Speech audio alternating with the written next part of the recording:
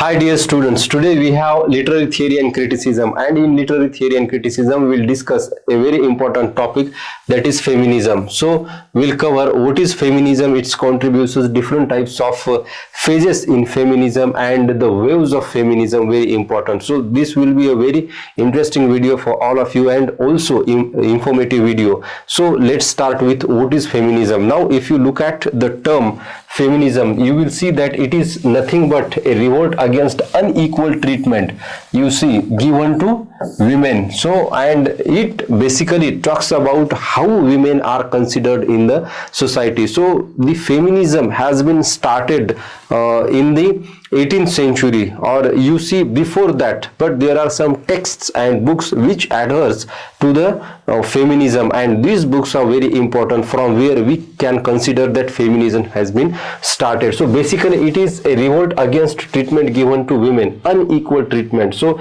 this movement basically started in 1960s, and when this movement started, we find that there are other movements too has been initiated in the same period, and basically women have written about women, and from there we find that the clues to the feminism has been vividly seen. So you see here, women generally considered inferior than men on various levels, and this is a very typical mindset, and to set back this mindset, women have started their movement, and this movement we find that the roots of this movement were found in 1792 publication of Vindication of the Rights of Women, and she is Mary Wollstonecraft, and this is a very famous text in feminism. Generally many scholars consider that the feminism has been started with the publication of Vindication of Rights in 1792. So she can be considered as the first critic in feminism. She discusses the high profile authors like Milton, Pope and Rousseau, and she talks about the male perspective in these writings. For example, we have Paradise Lost, Paradise Regained by Milton, and so many poems where Milton has treated women inferior in his works, or she analyzes the works of Rousseau and works of Pope. Again, she talks about the male perspective, how these male writers have given inferior position in the writings, and first feminist critic we can consider her, and this can be the first feminist book. Now she wrote against double standards of men. She is basically talking about the unequal treatment to women in education and political atmosphere too. So in this phase generally we find that the political revolt against the political systems has been started in Europe and in America. So we'll discuss the different types of theorists or feminist writers. Next we have John Stuart Mill. There are female authors and male authors too in this series who talks about the rights of women or the unequal treatment given to women than men. So here next we have John Stuart Mill, and he wrote The Subjection of Women, which is published in 1869. Now here we find that he talks about legal and social equality of women. So this is very important, and here we have a statement by John Stuart Mill. He says that the legal subordination of one sex to the other is wrong in itself. So his strong opinion is that it is wrong to discriminate women, and he says that legal subordination, so he is not talking in general but in legal, and he says that legal subordination of one sex to the other is wrong in itself, and now one of the chief hindrances to human improvement, to the human development. So this statement is very important in the feminism, because for the first time it has given weightage to women on legal grounds. As men have legal powers, as men have legal rights, in the same way women too have legal rights, and he's talking about the legal rights of women. And he also talks about equality of women on every level.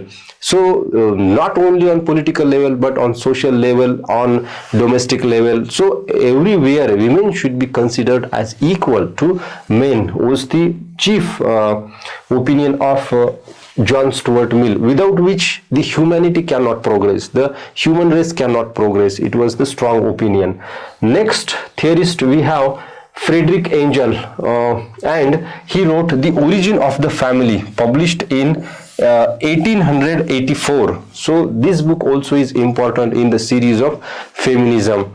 Now in this book he talks about very provocatively. So he is a provocative critique of nuclear family system of Victorian era. So and he further says that under patriarchal system women are servants, slave and prostitutes. So this is a very important opinion or thought by Frederick Angel, that he is directly saying that women are prostitute unless they are not given their right, and he says that communism would impart freedom to women. So it was his opinion that communism will impart freedom of sexuality, freedom of expression, freedom on every level to women, and unless you do not provide them with the freedom, they will be considered only as servants, slave or prostitutes, and there is no difference between the slave and the women if you are not giving them the equal rights, was the opinion of Frederick Angel. Next we have Elaine Showalter. Now she is a very important author in the series of feminist criticism or feminist theory, and she wrote Women and Labor in 1911, and she belongs to South Africa, and she has portrayed that how African women are portrayed in the text and in real life, in real society. She basically spoke against British imperialism, you see, and racism, sexism. So all these double standards of Britishers have been exposed by Elaine Showalter, and for that she has to pay the price. Many times she was attacked by the British soldiers. Now she also talks about the division of labor and how some works are assigned to women and how some works are prestigiously given to men, and how there is difference between the works was the basic idea in this book, Women and Labor, division of labor, how we have made this division. And women are equal to men. At the end, she strongly adheres to the policy that women must be considered equal to men on every level, on every aspect, because she also has the capability, she also has the power to draw out various things on herself. So this is the idea of women and labor, and Elaine Showalter becomes an important critique. Next we have a very important feminist critic or a very important feminist theorist, Virginia Woolf, and she wrote A Room of One's Own. This essay is very important in the series of feminism. What she did say in the essay, so she talks about the status of women and women artists, especially she is talking about the women artists, women writers, women authors and women poets, how they have been neglected the place in the literature or the whole history. If you look at, you find that women are basically neglected on various levels, and she's talking about the same. Now here we have a statement by Virginia Woolf. What she says: a woman must have money and a room of her own if she is to write fiction.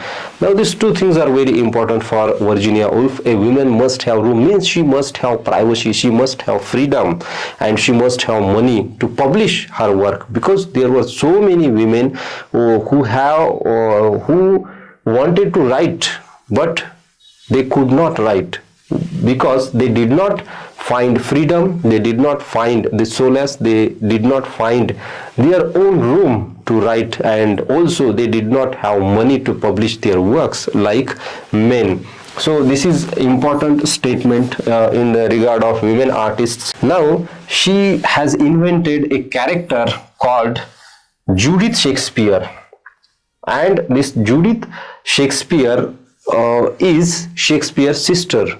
once she was invited to give a lecture on feminism or feminist writing, and there are female writers, and there she has talked about this Judith Shakespeare. Basically it is a fictional character or a fictional creation or an invented creation of Virginia Woolf, and she says that Shakespeare could become so famous because he was a man, and her sister Judith could not become famous, or she could not write a word even. And why? Because she was a female, she was a lady, and for that Shakespeare has hailed as the most important person or most celebrated writer in the history of English literature.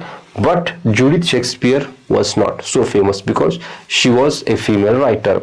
So this was the opinion of Virginia Woolf in her room of one's own. So next we have a significant figure, that is Simone de Beauvoir, and she wrote The Second Sex. So this text is very important in the history of feminism, and this is the classic manifesto of the liberated women, and this book has given new shapes, new vistas to the movement of feminism. Now in this book Simone de Beauvoir talks about different types of suppression of women, how women are suppressed on different levels. For example, she talks about biological differences between men and women. She also talks about how women are suppressed on different levels, and here we have a very famous statement by Simone de Beauvoir, that is, one is not born but becomes a woman. Now what this statement means? So this statement means a lot, that the process of making of women starts right from the family, and from the childhood she has been given the treatment to become a woman. She is not born a woman, but she becomes a woman. How society made her as woman, the family makes her as woman. So this is the process, and though there is biological difference between men and women, but she does not born a woman, but she is made a woman, is a very strong statement given by Simone de Beauvoir in The Second Sex. Now she also analyzes the statements made by Aristotle and other philosophers, the Greek philosophers. For example, here we have statement, female by virtue of certain lack of qualities. Now what are those certain lack of qualities? What kind of qualities are not found in women is a very strong question to these philosophers by Simone de Beauvoir.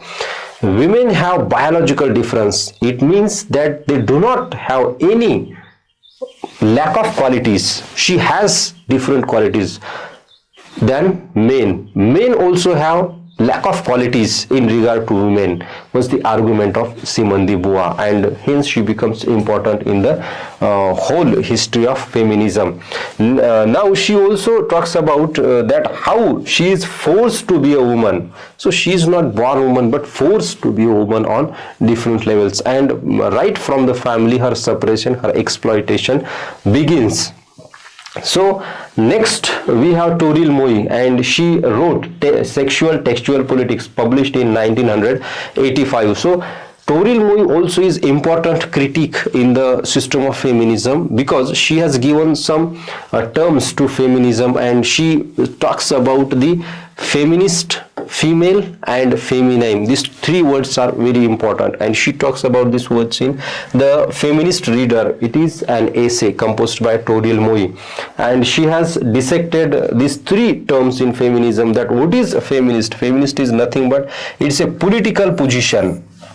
What is female? Female is a matter of biology, and feminine is nothing but a set of culturally defined characteristics. So these things, or these three terms, are important in understanding the movement of feminism, how feminism progressed. So this is important. And next we have Elaine Showalter, who composed two books, very important books, A Literature of Their Own, British Women Writers from Charlotte Bronte to Doris Lessing. In this book, which is published in 1979, in this book she basically talks about the history of women's writing, or how women has given inferior status in the whole history of writing or the whole history of literature. Now she is basically gives you the idea of British women writers, right from Charlotte Bronte to Doris Lessing, and what kind of things these women writers possessed and how they have expressed themselves is analyzed by Elaine Showalter, and she talks about the history of feminist writers in three phases. So let me tell you that these three phases are here you see: feminine phase 1840 to 1880, feminist phase 1880 to 1920, and female phase 1920 onwards. So basically this history of women's writing she divides in these three phases: feminine phase, feminist phase, and female phase, right from 1840 to 1920 onwards. Now again she has given some basic terms to the feminism. For example, gynocritics. Now gynocritics are those critics or those writers who study texts written by women are called gynocritics. Next term we have gynotexts, books written by women, androtexts, books written by men, and gynocriticism, a new branch of study, has been proposed by Elaine Showalter, which is a very vast and varied genre of study in criticism itself, in literature itself, which includes so many the different genres in literature.